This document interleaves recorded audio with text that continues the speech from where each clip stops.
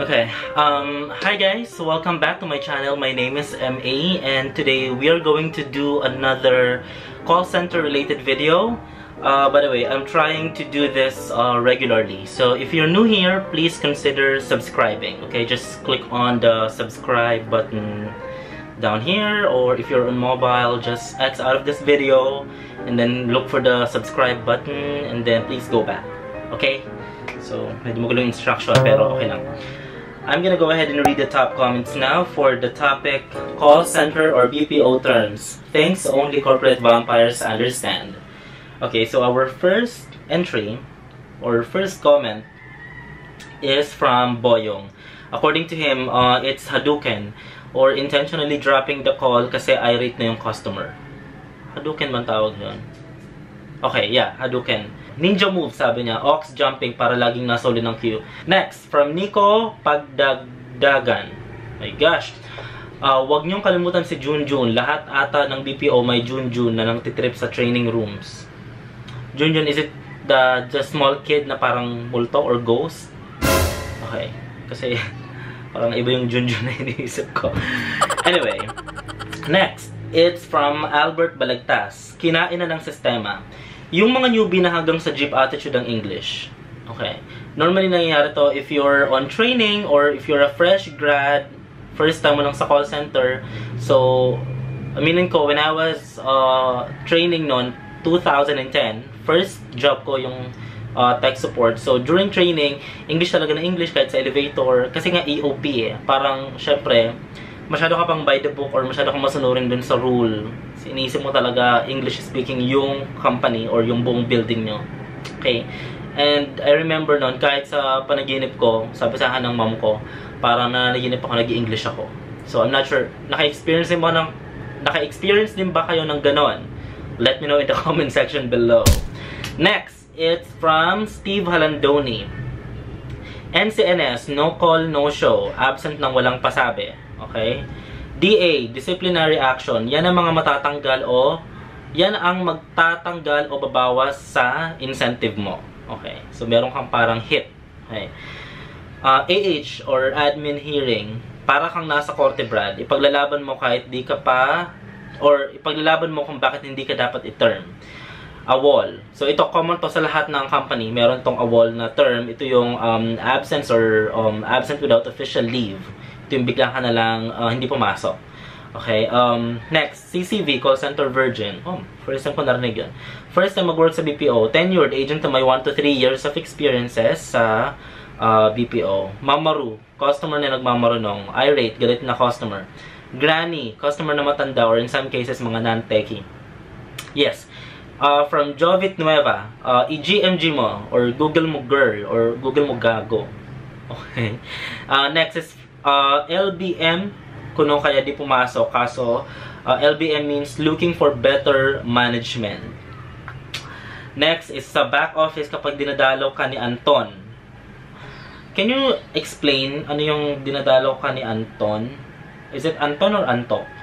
Okay. Next, ways.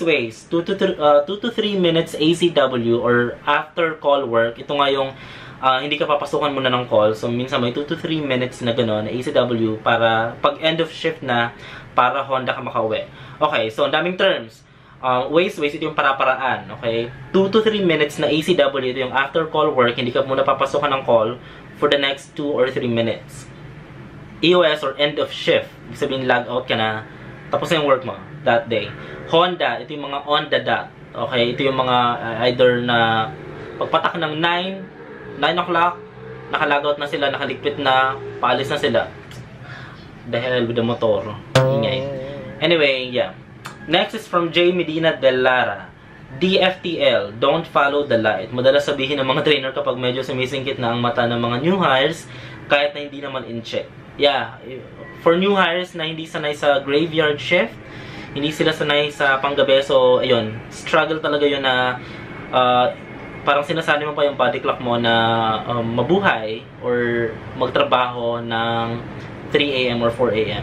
So, minsan nandun na yun, lalo na pag after lunch, nakakaantok na talaga siya. Next, from Arnel Namok. SL, ito ay isang klase ng leave kung saan ipina-file ng agent ang leave pagkatapos ng Christmas, birthday leave, New Year pagkatapos ng team building. Kasi hindi ba ito parang sick leave? So dapat hindi siya pina-file. Kasi hindi mo nga alam kung magkakasakit ka, di ba?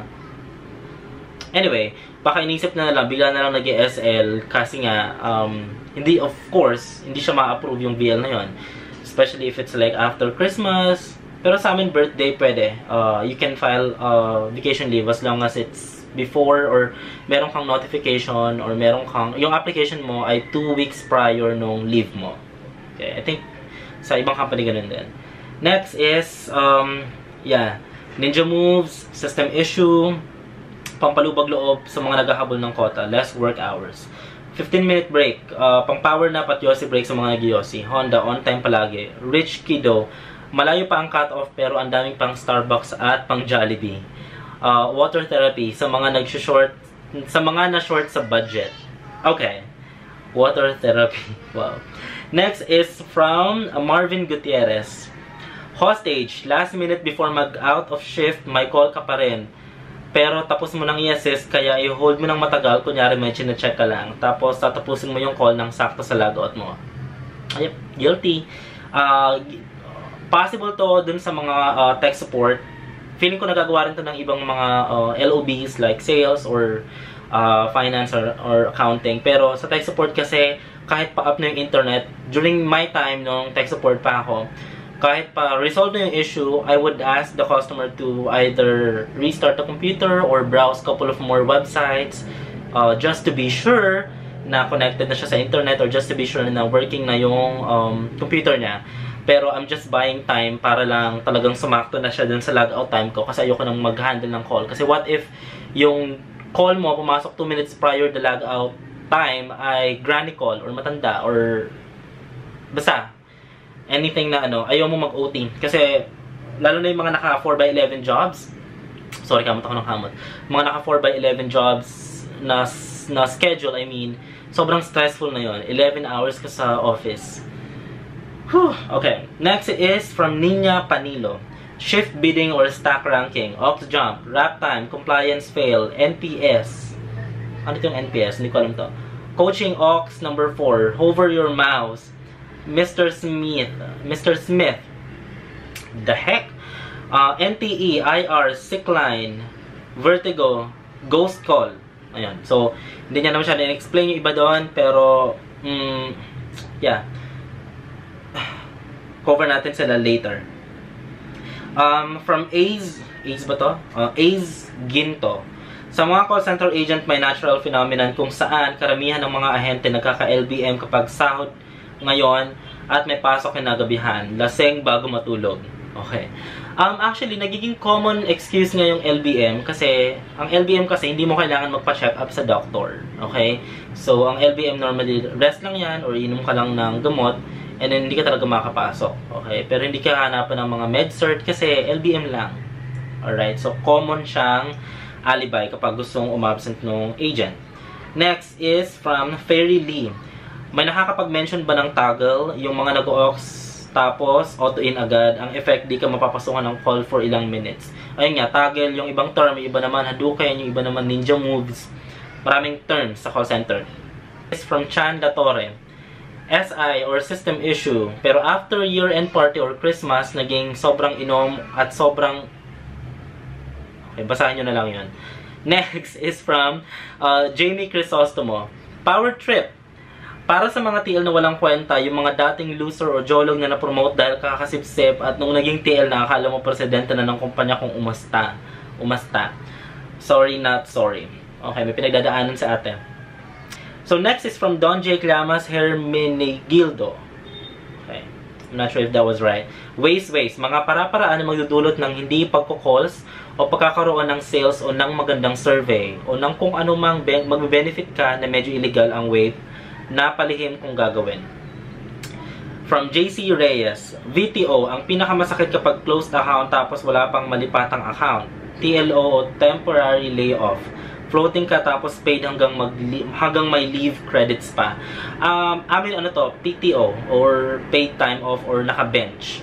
For example, wala kang project, nag-close ang project, or ayun nga, hinahanapan ka pa ng next account or ng next project, or for interview ka sa bagong project, nasa bahay ka lang. It happened to me 2 months. Next is from April Jeneline Guanzon. All hands on deck, or AHOD. Yung kaka-exhale mo pa lang from the last call, may bago ka na ulit na call pag inhale mo. Okay, so ito yung kapag sobrang taas ng call volume or sobrang daming nag-aantay dun sa queue. Okay, maraming calls in queue. Tinatanggal nung RTA or ng workforce yung ACW. Okay, so wala ka ng 2 minutes or 3 minutes na break after nung last call mo. So parang in just a second, meron agad na call na papasok. Okay, so walang pahingahan yun. Minsan, parang tuyo na yung laway mo or whatever, pero ayun nga. Next, from Jan Talape. By the way, I missed something. Rejected. Ito yung madalas ng status na kapag ito madalas sa status ng in-apply mo na leave. Rejected. 59ers, 1 minuto na lang before log out mo, pinasukan ka pa ng call at na long call pa. Overtime, OT. Next is from Jan Talape. Talape or Talape? Okay, NCM or no changes made. Kahit madami naman na talagang nagbago, dati mahal ka niya, ngayon hindi na. Nagtatanga-tangahan ka pa hanggang ngayon, NCM pa rin. Ano to? Ba't umuhugot? Next is from Lujan Gapo. Haggard pay, no justice. Kahit may pay, haggard ka pa rin. Okay, haggard pay or hazard pay sa amin. For example, yun nga, yung mga night shift bonus, mga ganun. Haggard pay. Meron ba? Haggard pay? DOA, dead on arrival. Tawag sa sahod mo na nawawala na parang bula. RTW, si crush, or yung reason to work mo. Wow, I like it. RTW. Next, hostage. Tawag sa caller mo na ino-hold mo ng matagal hanggang sa saktuhin mong matapos yung call para makapag-log out ka na kasi nga Honda ka. Yeah, I mentioned it a while ago. Okay, next is from Hollis Maynel Diaz. Call in kasi namatayan daw ng lolo, lola, auntie, uncle. Matagal na palang patay. Para may excuse lang kasi gusto pang matulog. Jane Christine Vallejo Mendoza, Nanette Inventor. Nag-iimbento ng Reso. Ano itong Reso? Resolution ba to? Fake it until you make it. Biglang artistahin ng peg. Carla Avellana, as in Carla Avellana. Okay? From Abigail Lalik. AHOD2. Ito yung para nahihirapan ako magbasa. Okay. I know how to read. Okay, medyo nagugulan lang ako. So, AHOD, yung parang wala man lang 1 minuto yung end ng call mo bago may bago agad. Laklak calls, buwis buhay, hold breaks. Ito yung mga from telco or telecommunications. From Adrian Kimberly Figueroa. AMP, Attendance Monitoring Plan. Pack sheet, ang umabsent ka ng 3 days nang di ka man lang na ospital, ma-AMP ka 3 months bago umabsent, malate at mag-leave. Okay. Sabihin, para minomonitor na yung mga absences mo or yung mga tardiness mo kasi marami ka nang na-incur na hits. Okay. Customer or CX, ito yung short term kapag nag-take down ka ng notes. Okay. Customer, ibig sabihin nun. Or CUST, mga ganun. Okay. CCI, ang siyong reference ng mga tamad. Ibig sabihin, customer calls in. Alangan, nag-text. Dami pa eh. Bukas na lang ulit. Okay, from John Robert Bonachita Fuentes. Bongga. Alright. Yung masasabi mo kapag napapahadal ka pero di mo alam kung saan umpisan sa dami ng methods na kailangang habulin. Next, from J. Aberos. SL or service level, sick leave, sex leave, sakit-sakitan leave, scheduled leave, pack, haha. Next, from Yashin Paul Gayo Ebro. The cursing game. Kung ang customer nagsimula na magmura tapos ikaw i-mute mo yung mic mo para makatira pabalik tapos unmute na parang concern. The cursing game. Love it. Okay, from Rachel Rose. EOD or end of day. Daily metrics score mo yan. Chong. EOM or end of month. OM, operations manager. SOM, senior operations manager. TL or TM, team leader or team manager. Sa iba, TC or team captain. FCR, first call resolution. Workforce management, WFM. Okay, WFM, workforce management. ACW, after call work. Okay. Excuse me. Next is from Bong Castaneda. LCS or last call syndrome. Yung 1 minute na lang bago mag-close ang operations tapos may pumasok na call. Ayun, di ka nakauwi. Ayun, di nakauwi ang workforce TL at ang agent kasi may last call. Okay, from Ez Ancahas, BDO, agents will always find ways. Lalo na pag queuing, pati pagsipa ng saksakan ng monitor at CPU, makapag-tech lang. Okay, I think tech ox yung para magtatawag ka ng IT just to fix your computer or workstation. Yeah, I mean... Next, from John Lee, admin hearing, conference, auto zero, infractions, first call resolution, code transfer, warrant transfer, QBR, MBR, SOW, MSA. Okay, don't get overwhelmed dun sa mga wala pa sa call center kasi during training nyo, minimension naman to, and then pag nasa operations na kayo or pag nasa floor na kayo, promise, nagkalat yung mga to sa board. Okay, so kitang-kita nyo talaga, makakabisado nyo yung mga acronyms or yung mga tools. Sobrang usong-uso ng mga acronyms sa call center. Okay, next is from Joseph Dakel. Hi Dax! Christmas ham, sinabi niya. Actually, nagkakandara po yung mga agents dito. Unfortunately, wala kami sa office or wala kami dun sa project namin ng ham last Christmas. Ayun lang. Daphne Joaquin. OB, overbreak. Landian, chismisan, nanonood ng teleserye sa pantry, tinititigin kumain si Crush, nasasobrahan sa tulog sa sleeping quarters. It happened to me. Ginising na ako ng team lead ko. From Jean Ebara, nag-sick leave. Ang dahilan UTI, hinahanapan ng MedSort pero walang maipakita. Nung tinanong ka about UTI, ang sinagot mo, umibig tapos iniwan. Bakit kayo humuhugot dito? Okay, next, from Gray Marcelo. NLE, no longer employed. NCNS, no call, no show. MIA, missing in action. ACW, after call work. AUX, auxiliary. Or yun nga, yung mga status mo na ikaw yung mag-press dun sa either hard phone or kung meron kang soft phone. Ayan, isa pa yan. Terms din yun. ABS or absenteeism. VTO, voluntary time off. Sa amin, vacation time off yung VTO. RDOT, rest day overtime. CIQ, calls in queue. AHOD, all hands on deck. At iba pa. ATBP, marami pang iba. Okay, yung pala yun. Next, from Justine Teves. Ginahuri, mabilis ang mandatory po. Hadouken, mabilis ang hang up daw. Okay, hindi ako familiar sa kanila. Ezel Aris Alvarez, queuing, gusto mo nang lumipad sa daming nang tumatawag. AI, auto in. T-time, teka muna, time out. Okay. T-time, teka muna, time out. Okay. EL, team lunch. PTO, uwi na. OT, long call. Denied leave, VTO, from J. Romero. Okay. From Pax et Bonum. HMI, HYT. How may I help you today? It is the common opening spiel. TFC, thank you for calling. End of call sa notes, EOC. Perfect Combo Nation from John Ruther Cruz Celestra. Weekends off. Naka-VL ng Friday, bilang SL ng Thursday. What else? Ang dami pa actually. Let's just look for ito. From Frank Lester Gasmin Perez. Kinain ng liwanag. Ito yung agent na itsurang nagko-call pero tulog na pala or nakatingala na sa kisame. From Brat Nutella. NCNS, ZTP, Toggle, Ox, favorite VTO. From Brian James, PDP, Pecha de Peligro. Yes! Alam ko to, Pecha de Peligro. Ito yung malayo pa yung sweldo pero paubos na yung fund mo or wala ka ng pera, wala ka ng baon. MSN, may sahod na. Jonathan Pulgar, Honda. Next, other top comments, Terry Daniel, EOP, end of poverty. Ito yung may sweldo na. Very good. From Jackie Francisco Bacani, KPI, Key Performance Indicators, or KPO, Key Performance Objectives. Ito yung mga nandun sa mga management, or ito yung mga nag-handle ng metrics or ng stats.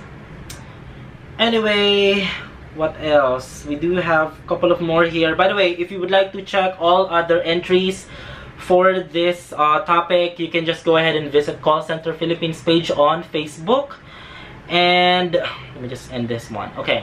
And yeah, I think that's it for today's video, guys. Nagpa-flash na yung camera ko kasi malobot na siya. So, I hope you give this video a thumbs up if you like it. Please put some comments down there if you would like to add some more. Or if you want to participate on our upcoming topics, please just go ahead and like the Call Center Philippines page on Facebook. And if this is the first time that you are watching my videos, please don't forget to hit on the subscribe button, okay? Thank you guys for watching and see you on my next video. Bye!